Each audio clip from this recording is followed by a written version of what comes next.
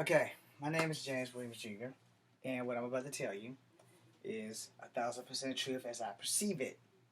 Alright? So I'm not gonna lie about it. It's not something that I tell everybody, and now I'm about to share it with the world.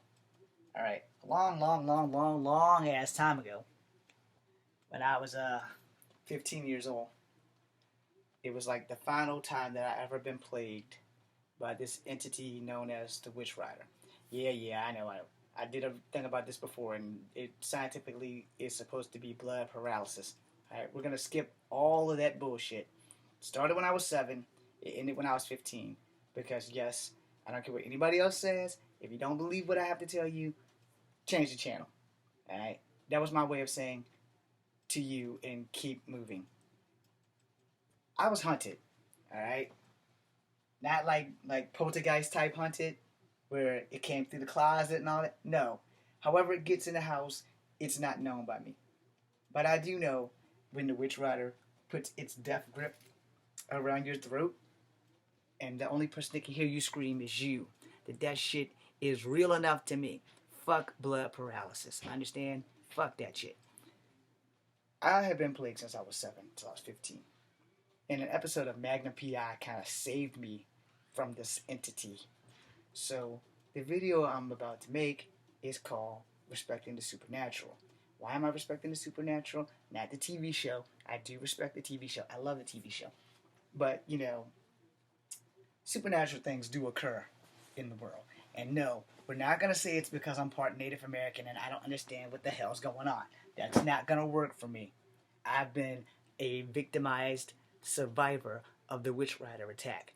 All right, this thing has plagued me since I was fucking 7 years old until I was 15. So, as I said, there was an episode of Magnum PI that I watched the last time this damn thing attacked me, and Magnum made the fish disappear. I made the Witch Rider get the hell up off me by counting to 3, skipping 2, and I almost caught it. So, regardless of what you may think of me being crazy, regardless of the fact that you may not believe in me or anything that's coming out of my mouth at this point, here's the thing. I believe in God, and God is supernatural. So if you believe in God, then you have to believe that the supernatural exists, because you can't believe in God if you don't. All right? We're talking about an entity that gave everyone life. Your parents give you the soul by having sex. They provide you with the body, and God provides your soul, that body to inhabit until it's time for you to make your final journey home. Now, many people don't believe that, and that's cool. You're entitled to your belief. I will never disrespect you for what you believe. But I will tell you this. Respect the supernatural. Respect Bigfoot. Respect Coyote. Respect everything and anything mythological, because a lot of things we weren't there to consolidate to find out if it was really true or not. Okay? But I will tell you this. I can attest to the Witch Rider. My grandmother on my mother's side can attest to certain spiritual events that happened in one of her houses or another, and entities that have visited members of my family. Now, they probably will deny it, and they probably will say, James, you probably shouldn't put this video up, and you shouldn't tell everybody about these supernatural experience that you had, because everybody's going to think you're crazy. The people in white coats are going to come, or the real men in black are going to come, and they're going to come and talk to you and tell you to delete this and all that, and you know what? Hey, fuck y'all, I ain't scared. I'm going to put it to you this way. Supernatural shit does exist. I'm not going to go fuck with it, although I could really use a job. There are some things in life that you really just have to kind of leave alone, because everything happens in its time. And I will always believe that, if and when Bigfoot decides to reveal himself, hopefully it will be like the legends of them actually being guardians and not being killers trying to eat everyone and magically disappearing into the night and everything. However, I've mentioned Native American legends and folklore before, like the Deer women who was out for vengeance against the paleface or black men who raped Native American females. I won't call them squaw, because that might be kind of insulting, kind of like calling a woman a cunt. So, or a bitch. You can't put anything past the supernatural. You can't. Because it's kind of like saying we're the only people in the universe. we're not the only people in the universe. It's high time that everybody realize there's one thing that is for damn sure. We might be the only person in our galaxy, but I'm pretty sure that we're not the only people in the universe. Because one, the universe is unlimited. A galaxy is vast, but a galaxy dwells within the universe. All right, and our galaxy is the Milky Way, or if you're a Mass Effect fan, we're in the Sol system. But that does not mean that other living beings aren't out there. And I believe in aliens, and I believe in the damn fox fairies and ghosts and shit like that. And fox fairies is a Chinese thing. You can go Google that. Thank you. And in certain Chinese cultures or Japanese cultures, they kind of get me fucked up sometimes. But sometimes they respect demons, and sometimes they don't. Sometimes the demons are actually heroes, and sometimes they are not. So it kind of depends on how you look at it and what you want to take away from the stories or whatever. But I'm gonna tell you now, if you don't respect the supernatural, or if you're a skeptic, I think that's the word. If you're a non-believer, that's talking in my language. You're a non-believer. Fuck a skeptic, because I'm really probably not even saying it right. But if you're a non-believer, I can't make you believe. Okay, I can't. It's nothing I can do to change your mind, and I'm not going to, because that's not my fucking job. All right, my job out here right now is to tell you that there are things beyond human understanding, and because you don't understand it, it's why you choose not to see it. If you see something fly through your head and you saw it, but you didn't saw it, or you brush it off, you saw it. You just chose not to believe that you saw it. I will explain that. I almost cut off this thumb. I've almost cut off this finger. I've also had this thumb and this finger chewed by a horse when I was 7. That doesn't have anything to do with what I'm talking about, but maybe these 2 fingers just have bad luck. When I was at Kegler's, when I used to wash dishes there, I kept seeing things out the back side of my head, and I didn't pay attention until I almost cut off my thumb trying to catch a glass that broke and cut every damn tenet in my thumb. That was fun. Then I seen it again when I worked at Murray Steaks, and then I almost cut off this finger. So I had a lot of bad adventures in Murray Steaks. I've been buried by fish. I seen it then too. It's just a floating head. We like to call this thing a wraith. Whenever you see your own wraith, that means you're going to be in deep shit. So the very first time that happened was slightly after I stopped having to deal with the Witch Rider. So I was 15. I just got rid of dealing with the Witch Rider. And then this damn floating head started appearing.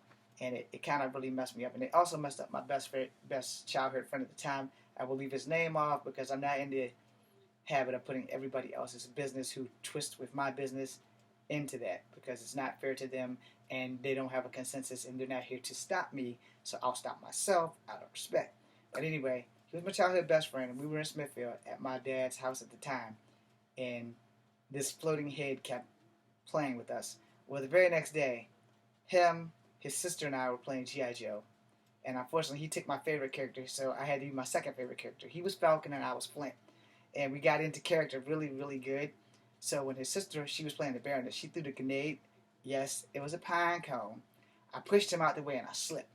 I fell. I hit a pier. I hit the water, but there was no water because the tide was out, so I hit my head on a fucking rock. And the only thing that came out of that thing without a scratch was my Timex watch, which took a licking and kept on ticking, but only for 2 more days.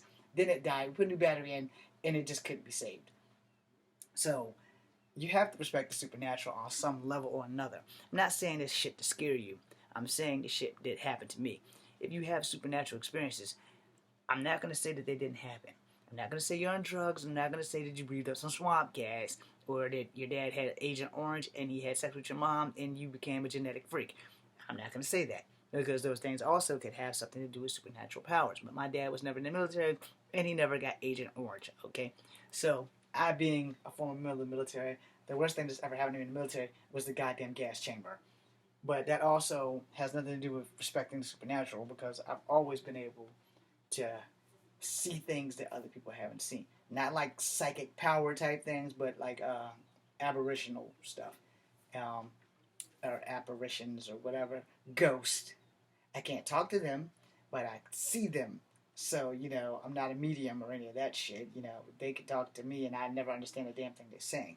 But I used to see things. My mom also once seen one of my sister's friends' spirit come through, and he had been executed at a party, and there was no way that anybody could save him. He was at the right place at the wrong time. He got stabbed, yay, so many times. I'm sure no one really wants to relive that, so we're not going there. But, it's just a concept of some people on the world of Earth are a little bit more spiritually connected to the spiritual realm.